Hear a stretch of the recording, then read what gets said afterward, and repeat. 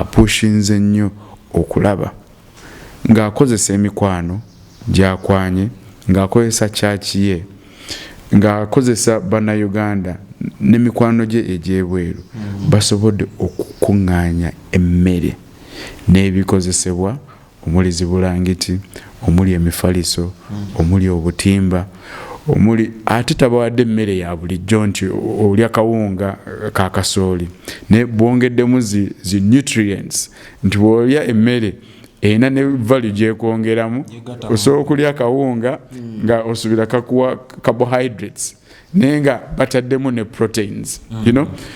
ye muntu ali mu ttuluba eryo. So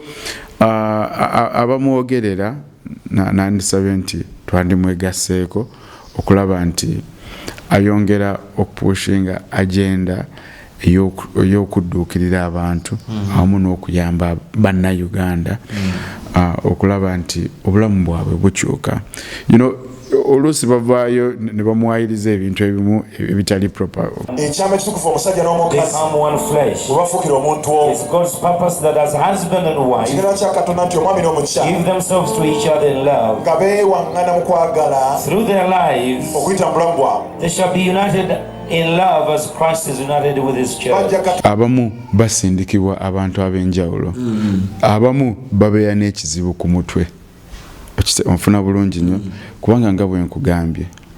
nti at some point wabaawo tasobola kubeera nti luli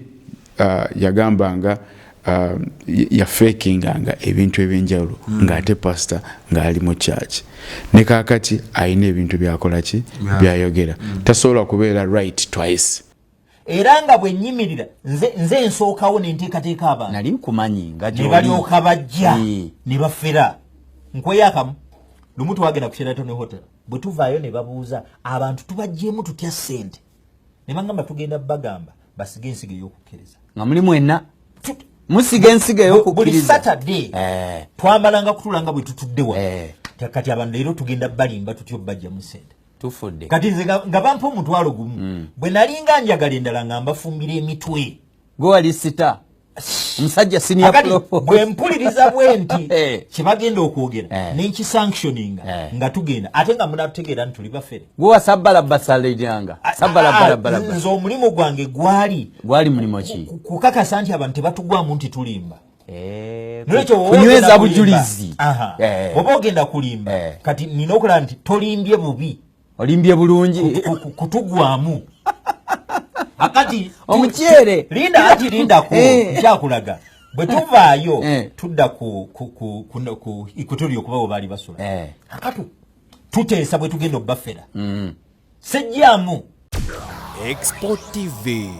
to the world. Bulijjo nzija nkyogera lunye nti guno omwaka twatandika ne story y'ebisiyaga ng'etambula nnyo naye tekitegeeza nti bizze guno omwaka bibaddewo ebbanga ddene nga tubiwulira naye nga bitambula mpolampola naye tetumanyi lwaki guno omwaka bibadde nnyo ku front page. Export TV amannya omwana soda leero nkyaliddeko oba muyite ki leero ojjidde mutuluba ki? Saalongo Steven Sembuya naye nga ndi businessman okutwaliza awamu era ndi la promoter wa boxing okwongera okupromotinga n'okupushinga talent mu ggwanga Uganda cause believing nti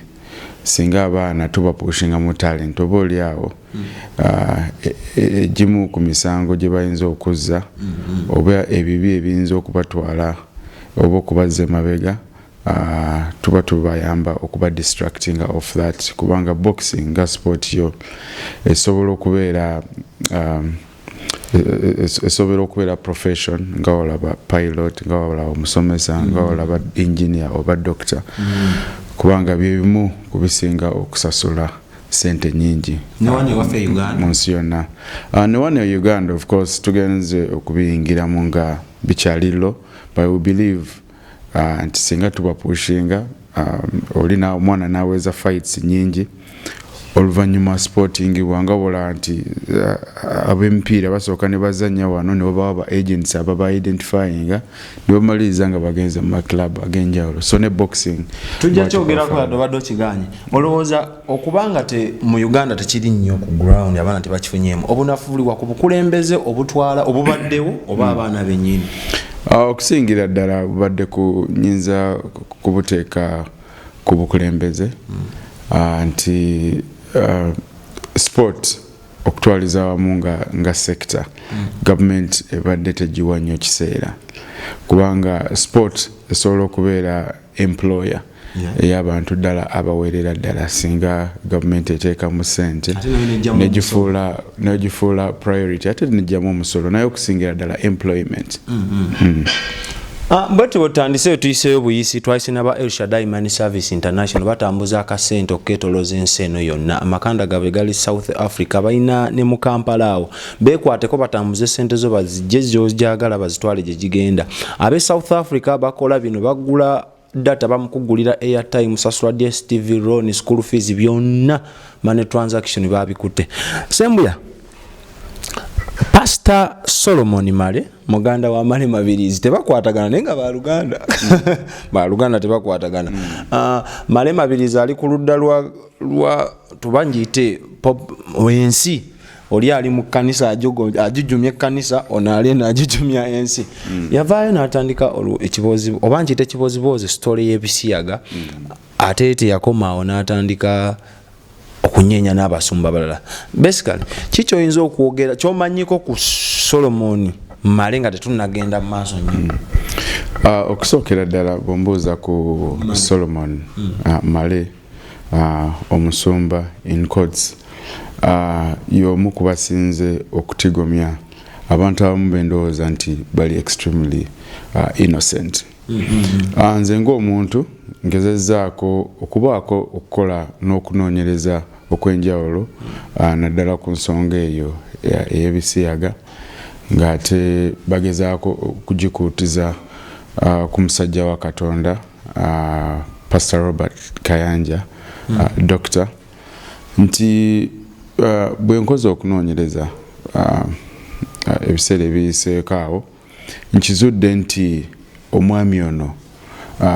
ayeeyita Pastor Male ayeeyita Pastor Male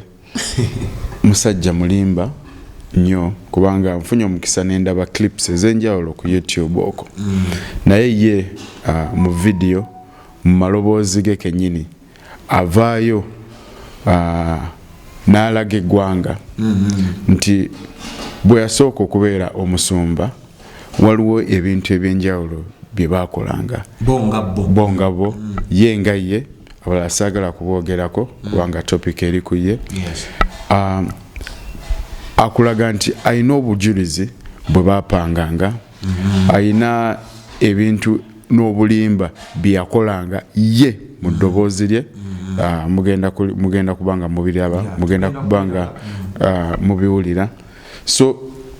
ekifaananyi kyajjayo alaga nti mulimba so omuntu yenna ayeeyita omusumba ate nga ye kennyini mu ddoboozi lye akulaga nti mulimba kikulaga bulazi nti ne statement z'akola ne statement zazze akola zonna za bulimba kubanga ye muntu ayatandika okusiiga enziro omusajja wa Katonda Pastor Robert Kayanja from day one era bwe buzibu bwonna kwe buvudde abantu abamu oba oliawo okulowooza nti omusumba Robert Kayanja ebintu bino abikola naye Pastor Robert Kayanja nze ng'omuntu bye musomyeko bye mulabyeko bye muyigiddeko byanjawulo nnyo ku ebyo ebimwogerwako kubanga how can you define Kayanja? Pastor Kayanja okusookera ddala ye musajja ali blessed tali lake naye ali blessed ate gwe nnyinza okulowooza nti y'omu ku ba founders ba born again churches ate nga abadde consistent mu kubuulira enjiri eya Katonda naye ayigiriza ne prosperity kubanga bw'obanga obaddeko close naye ogenda kulaba nti ye musajja ayagaliza ababalaba oba bafollowinga ebiseera bya 77 dogs anti yefiiriza buli kimu ministry ye eya Katonda eyagaliza abantu ewa abantu era bwe tulaba olunaku olwaleero ekiri Karamoja ebintu byakoledde abantu be Karamoja kumpi gavumenti yandibadde ku bikola ki yandibadde ebikola bali mu mabaati balwana naye balimye emmere kasooli n'ebintu ebyenjawulo ayambye abantu bangi nnyo. Pastor Robert Kayanja ye muntu gwe mmanyi ayinza n'okwewola obumbi 5 n'abumalawo mu nnaku nga 1-2 naye nga asasudde school fees agulidde abantu ebintu agabye ebintu eyo ministry kumpi eringa government edduukirira abantu. So bano abamwogerako ebintu bayinza okuba nga tebamumanyi kubanga si musumba wa bulijjo naye okusingira ddanga bwe nkugambye nti tali lake ali blessed. Bwe tulaba ne relationship n'emikwano gyazimbye si just mu Uganda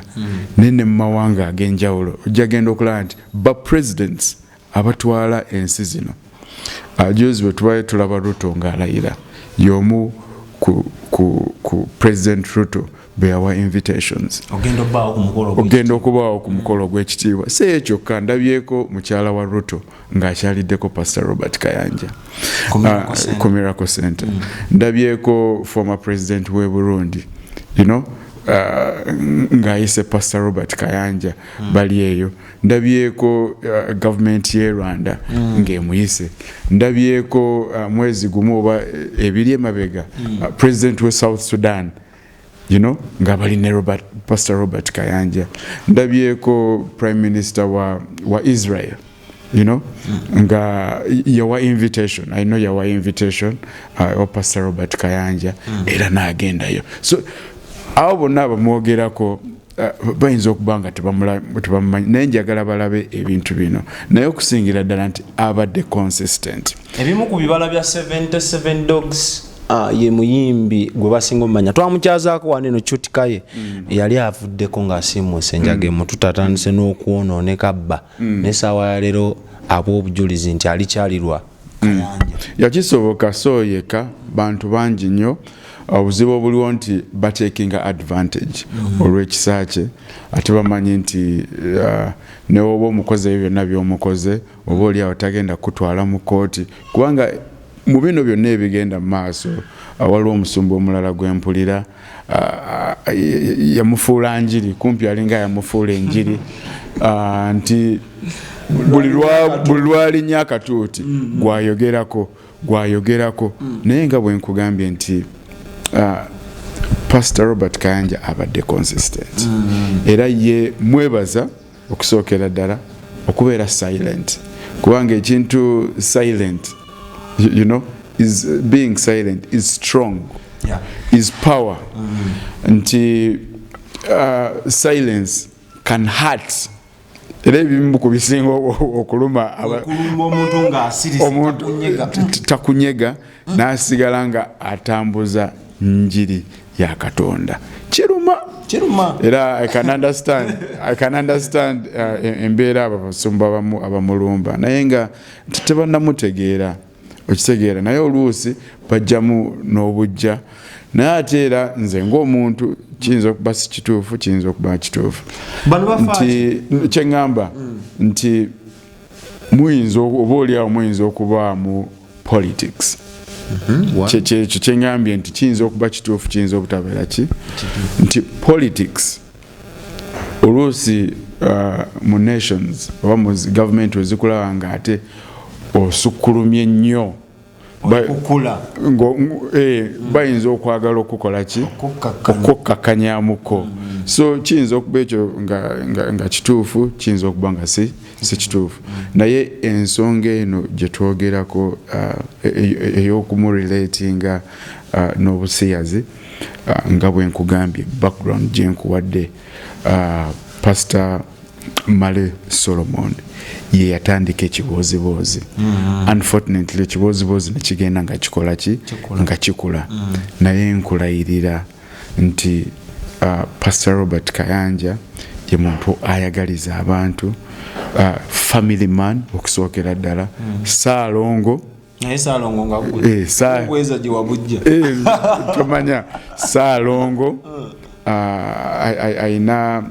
aina family okusookera ddala, musajja mufumbo mugatte mugatte okumalira ddala emyaka abadde n'omukyalo omu emyaka kumpi 27 talinga bannaffe abeewa asigadde ng'ali n'omukyalo omu maama Jessica Kayanja. So ye asigadde ali mu buweereza regardless ebimwogerako, ate yeyongera, tulaba yeyongera bweyongezi buki mu maaso.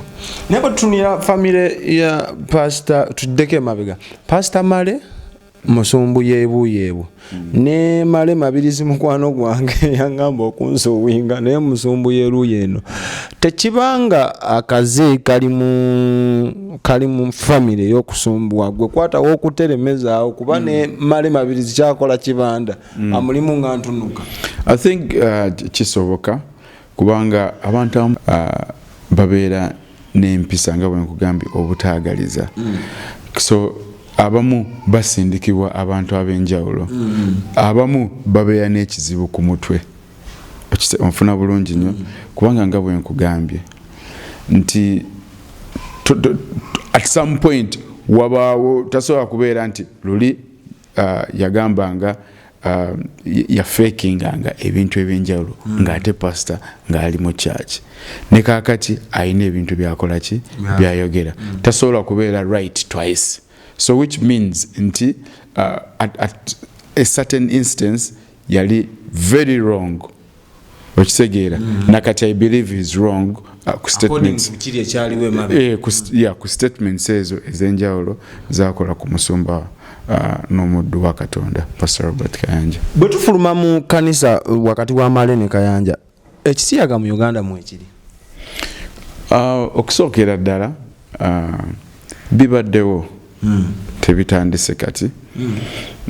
Bw'otunuulirako churches ez'enjawulo bye tusoma e Roma, bafather abo bapriesti tusiba tuwulira bapapa nga babyogerako n'ebintu ebyenjawulo, but it's a vice just like anything else, only nti kibadde amplified nnyo guno omwaka omulundi guno tugamba kiki kitambula mu Uganda kibadde amplified nnyo. Naye bw'otunuulira Bible, Katonda alina amateeka ge yakola ki ge yatuwa, amateeka 10. Amateeka 10 tegaawukana na kino kyetwogerako olunaku olwaleero, kuba nakyo kibi, nakyo kisigala kiki kibi. Tobbanga, temwendanga, okubba ne corruption nyingi nnyo mu ggwanga lino. Toyendanga, it's not different from vice eno ey'obusiyazi nti tolimbanga, ebyo bino byonna bisobola okutwala mu geyeena. Bino byonna biba byetaagisa okugenda eri Katonda gwe ng'omuntu, okufukamira, okusonyiwa. So I believe nti tewali kibi kisinga ku kinnaakyo, byonna bikola ki byenkana. Naye olw'okuba ensi gyegenda, because obviously bino tebibadde nnyo promoted mu Uganda, naye ensi ziri ezituwa obuyambi oba ensi eziri advanced bebasinga okubipushinga as rights, bebasinga obipushinga as rights ng'eddembe ly'obuntu. So bibaddewo for a very long time. Bw'ogenda mu nsi ez'Abawarabu ate nayo bingi nnyo, ekitegeera bingi nnyo. So saagala nnyo tudrelinge ku kino ne tutunulire ebibi byonna as a whole. Teri kibi kirungi, teri kibi kirungi muko, naye nga byonna bibeera bitya, bibeera bibi. Mukulu Sambia, what could be the solution? Ekisiyaga kineno ku speed gye kigenderako, obaolyawo kijjawo oba kikendeeza amaanyi mu Uganda sawa ya leero kusaba first okusingira ddala tulina ng'eggwanga tulina okuliwonga eri Katonda then bwe tuba nga tukikoze kubanga eddiini erina engeri gyekwatamu omuntu nemukkakanya n'asinga kutunuulira ebyo Katonda byakola ki byayagala naye also abazadde buli okuza omwana nga oyina eddiini gy'omukulizaamu amanya nti kino kibi ne bamanya ebirungi n'ebibi so buli kimu kitandikira mu family ewaka abazadde bibabuulirira abaana then n'amasomero gy'abagenze n'amasomero kikulu so at the end of the day nti omuzadde n'omusomesa akuwa direction naye eddiini ne Katonda ekujja oba ekudistractinga of vices ngeno gye twogerako n'ebirala bingi nnyo gavumenti erina kyeyinza kukolawo yo nga yo nebaawo embeera gyeteekawo oba oliawo nejjawo oba okendeeza kuba yetutwala ffenna I think government are taking the steps zetekinze okuteekawo etteeka olwedde eryaliwo okuteekawo amateeka olwedde agaaliwo naye nga of course n'amateeka ago kuba bw'ogamba nti otaddewo etteeka okutta omuntu nakyo kiyinza okuba nga si kirungi I think twandisinze nnyo kukitwaliza mu family n'amasomero okubuulirira abantu ebirungi n'ebibi naye ne churches of course you know zikomyawo abantu ojja genda okulaba nti Pastor Robert Kayanja ayina ekintu kye yatandika abantu abamu kye bayinza okuba nga babuusa amaaso nti Church Miracle Center ye yasooka okugatta abantu abangi ennyo nti era bazze bakikola nti ojja genda okulaba nti you know they could get a day ne bagatta couples zembaga ezekikungo ne bagatta couples kumpi 2 at once akikoze omulundi ogutali gumu akikoze emirundi egitali 2 kati n'oyo agezaawo okumuwaayiriza wanditunulidde ekintu ekyo nti ye ng'omuntu agasse omwami n'omukyala so omukyala n'omukyala oba omwami n'omwami naye nga akikoze consistently nti nze naakalaba emigogo gy'abantu egisukka kumpi mu 100 baagasse ye ku Miracle Center so already ekyo automatically omuntu olaba nti Pastor Robert Kayanja are promoting you know relationships ez'omusajja n'omukyala ezigatta family because omusajja bwe yegatta n'omukyala bazaala omwana batandika family ne bazaala abaana and one of the reasons lwaki tukola weddings tugatta abantu basobole okutandika families so ye ng'omuntu already ye role ye ng'omusumba agiplayinze mu ngeri eyo naye bw'oba nga omulinda okujja ku TV nti akuddemu gw'olwa ebigambo byoyogedde mu kyaki yo si ye muntu addamu abantu ye asigala era abadde very consistent nti nkugambye enjiri ye yakubuulira njiri ya Katonda ne prosperity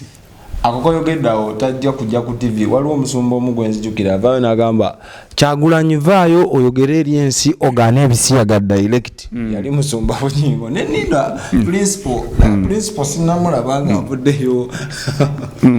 ng'akonda nga direct I think naye everyone they prefer to be quiet kubanga omwami oyo goyogerako oba omusumba oyo goyogerako nze in my opinion wembanga ennaku zino njagala ndi so bored ye muntu ayinza okumali okutta board omuli ngeri funze kazanyikiriza alinga yafuuka kazanyirizi. He has stopped being serious. Ye pastor alekeddeawo okubeera serious and right now teri muntu akyamutwala nnyo serious, because enjiri ye efuuse ya kulumba, kulumba talina byamakulu byakyakola ki byakyayogera, takyabuulira njiri naye alumba. Olunaku lwayo alumba Pastor Robert Kayanja, luli alumba Robert Kyagulanyi, alumba ono alumba ate naye nga tali consistent, naye bw'obanga toli consistent gwenga mu bulamu bwo was sooka wejjemu omuganda agamba sooka wejjemu ki enjaliro mu liiso lyo nawe olyoka otunuulire olwatika oliriwa kuli omulala. So I think he should concentrate on that. I think addeyo gye yatandikira okubuulira enjiri, ave mu by'okulumba abantu. Yakola remix y'ababandana n'atukuwamu bakyakina ku katuuti ab'ebyuma n'atuli bakyakina bujingo n'atukuba engoma neŋŋamba musumba afaginezi neŋŋamba tulaga abasumba wekibanga tutandise okukola kitegeeza n'ensimu giwa obudde. Yeah, so I think that si kirungi naye again going back to we twatandikidde Pastor Robert Kayanja nti ayina kye bayita Robert Kayanja bucket bucket initiative nti basinga nnyo okuyamba. Wali obaddeko Karamoja? Pulira buulire ndabayo na bulabe ku ntimbe TV n'ebirala. Abantu b'e Karamoja babadde bubi nnyo olw'enjala ne gavumenti ng'eringa eyabasuulirira, naye bukyayavaayo omwaka oguwedde nakati abaddeyo recently na videos enalabye nti abantu abadde hope. Ministry ye kwa kiga ministry nga onola ministry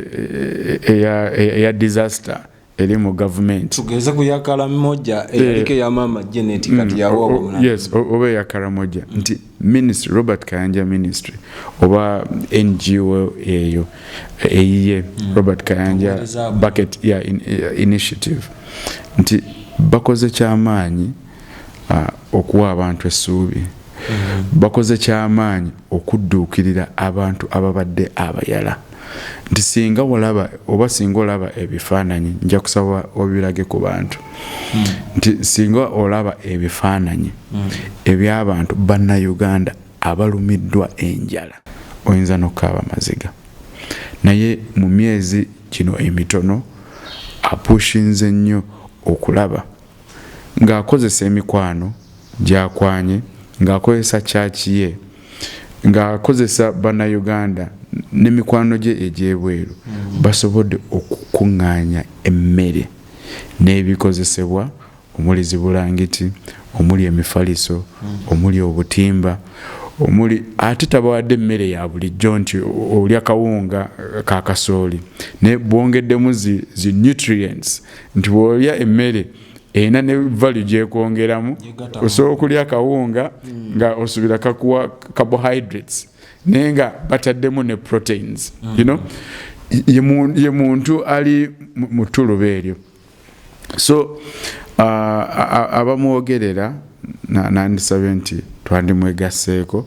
okulaba nti ayongera okupushinga agenda ey'okudduukirira abantu awamu n'okuyamba bannayuganda okulaba nti obulamu bwabwe bukyuka.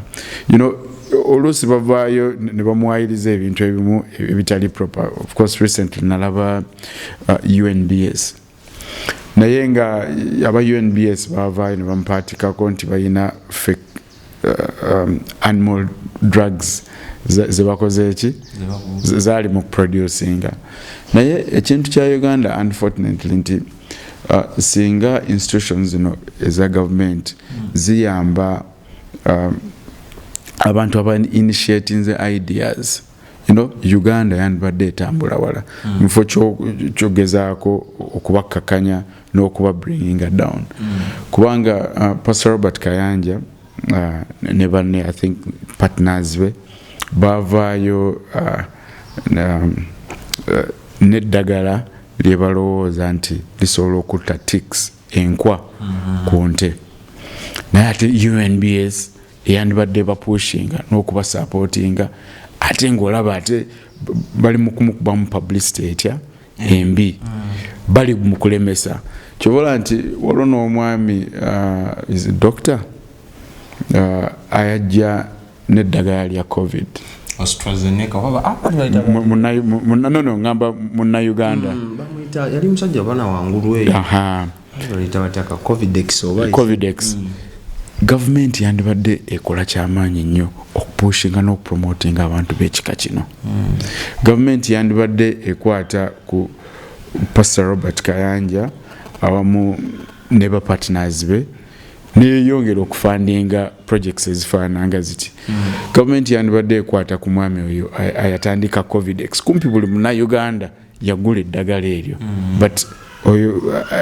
the brain, the pioneer, ayaleta ayavumbula ekintu kino ate oyinza okusanga government tekoze eki temuyambe singa bali mu America waliwo ekifo ekiyitibwa Silicon Valley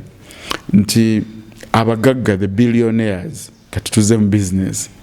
ba billionaires bagula just ideas bano bonna we tulaba abatandika zi Facebook zi Twitter zatandikira mu garage naye ba billionaires bateeka mu sente mu baana bano mu bantu bano okulaba nti ba developing as softwares so at the end of the day team ya Pastor Robert Kayanja etandise eddagala eritenkwa kitegeeza nti balese solution empower them so bagenda kuwa abantu emirimu so